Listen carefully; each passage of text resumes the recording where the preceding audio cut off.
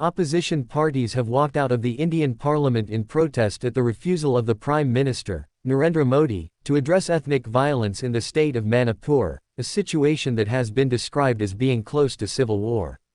The opposition had tabled a no-confidence vote in Modi largely to force him to appear and speak about the 3-month-long crisis, about which he had refused to say more than a few words. Modi raised the conflict in Manipur state about 90 minutes into his speech in response to the no-confidence motion, and only as opposition lawmakers staged a walkout in frustration. The central and the state governments are working towards peace. I assure people of Manipur that peace will be restored soon, the Indian PM said. The country is with you. We will sit together and find a solution to the current challenge to restore peace and put Manipur on the path of development. About an hour into Modi's speech, opposition MPs began to protest that he had not yet mentioned the ethnic violence in the northeastern state governed by his party, and began chanting, "Manipur, Manipur, Manipur." Modi ignored the chants, instead continuing his attack on the opposition, particularly the Congress party led by Rahul Gandhi. He accused the opposition of having no faith in India, in choosing to believe those who derided the country, and of being characterized by arrogance and incompetence.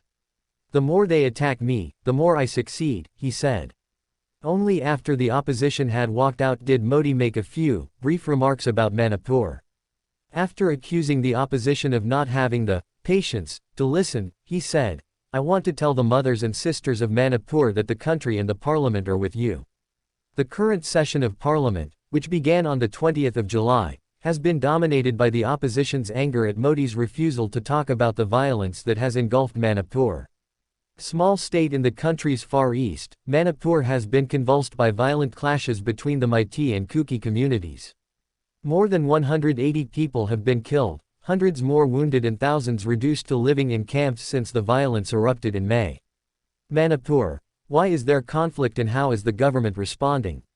Last month, after a video surfaced showing an assault on 2 women being paraded naked and groped in the state, Modi condemned the incident but held back from addressing the overall conflict.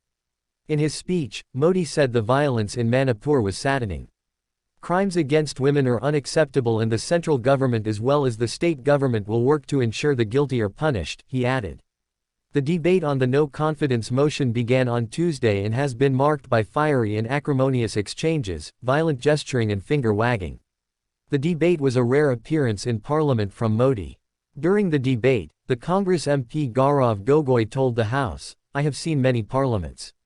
I have never seen a man like him who, as Prime Minister, does not reply to a single question.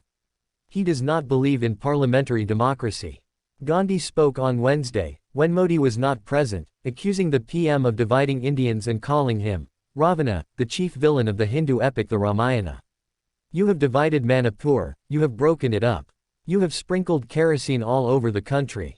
You sprinkled kerosene on Manipur and then lit the spark," he said.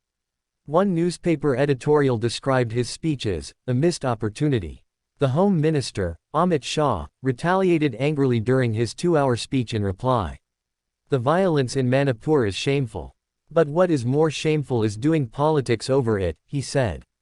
Shah gave a detailed account of how the crisis had built up and the measures the government had taken to bring the situation under control. He said the incidence of violence was on the decline.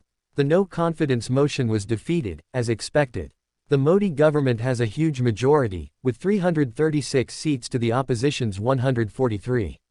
Nirja Chowdhury, a political analyst, said the opposition had failed to put the government on the spot. Instead it became a chance for the Prime Minister to turn the tables on the opposition and attack it while praising his own achievements, she told NDTV News Channel. But by staging a collective walkout, the opposition parties, which recently formed a new alliance called India, were able to display their unity. The alliance hopes to put up a strong challenge to Modi in next year's general election. Modi's speech continued for well over 2 hours. To enthusiastic cheering by his MPs, he expressed his confidence in winning a 3rd term. "In our 3rd term I guarantee that India will be the world's 3rd largest economy," he said.